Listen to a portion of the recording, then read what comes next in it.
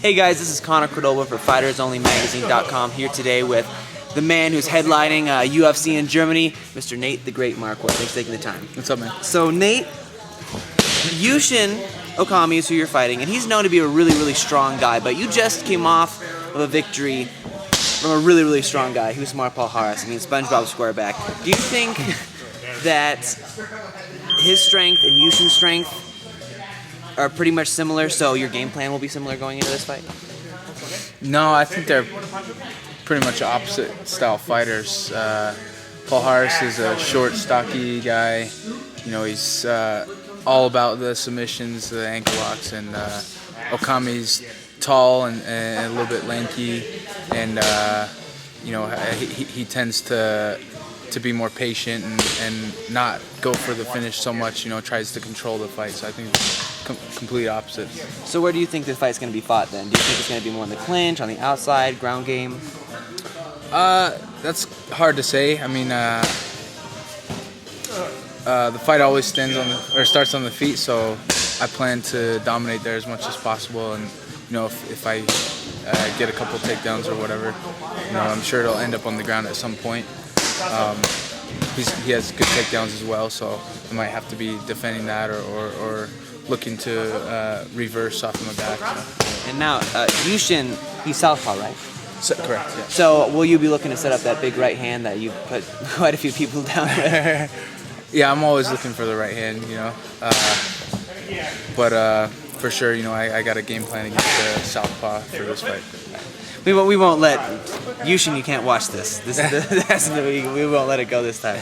So when you headline a card, can you like show up whenever you want? Can you like show up rockstar late? You'd be like, hey, you know what? This is gonna end when I say it ends. So you know, there's no like deadlines, or you just like screw it, or do you have to like show up at a certain time? You're saying before the fight? Yes. Yeah, like at the venue? Yes. No, yeah, you have to show up.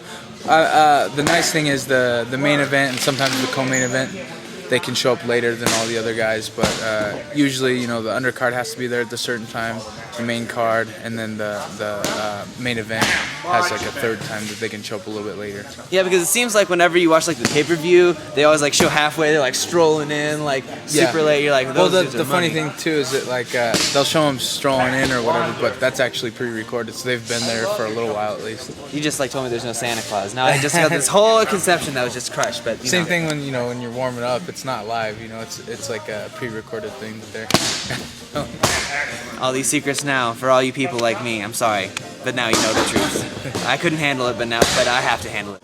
You're flying to Germany. That's a huge time change. Now I know I was hanging out with Brendan for his last fight, and he tailors his workouts when he's there to the time that he's almost slated to fight. Are you going to do something similar when you're in Germany? Yeah, for sure. Once I get to Germany,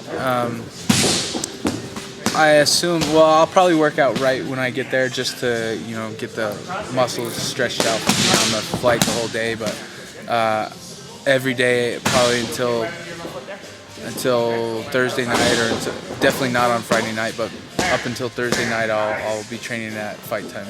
Nice, nice. And is it just like a body comfort level that you're trying to develop, or what is the science behind that, do you think? Well, I mean, just so my body's used to being able to, you know, to get my engine going, to get my nervous system going at that time. And, you know, with the jet lag and stuff, who knows what time I'll be tired at. You know, I could be tired more during the day and be wide awake at night, or vice versa. But I think just doing it that way, even if you feel sleepy, and every day you're doing a workout, then your you're gonna be used to it. Nice. How do you like working with Alchemist, by the way? They have some sick shirts. I mean, you gotta love the deep V's. They're awesome. Yeah, they're great, man. You know, they've been a great sponsor, and obviously the management team, they're doing great for me. So I'm really happy. Yeah. How did MC Hammer get into this whole thing? Because MC Hammer's like big involved in Alchemist, right? Yeah, I mean it's a pretty long story, but Hammer has he has a background, like he worked with Holyfield, and he got him back to the title. So I mean, he has some experience with that, and you know he does a lot of social media stuff as far as Twitter and other things. So he's you know, he's a great guy to have on the team, and You know, he's a great performer, so you know, we're excited to be on the team with him. Now, after you win, will you be enjoying some celebratory strudel? Strudel? Yes. I was thinking schnitzel. The deep fried. Is that what it's called? Yeah, schnitzel. Yeah. Schnitzel. Yeah. Yes. Yes. Eat some for me. All right, man. Thanks for that name. All right, take it. I'm Connor. Keep the faith.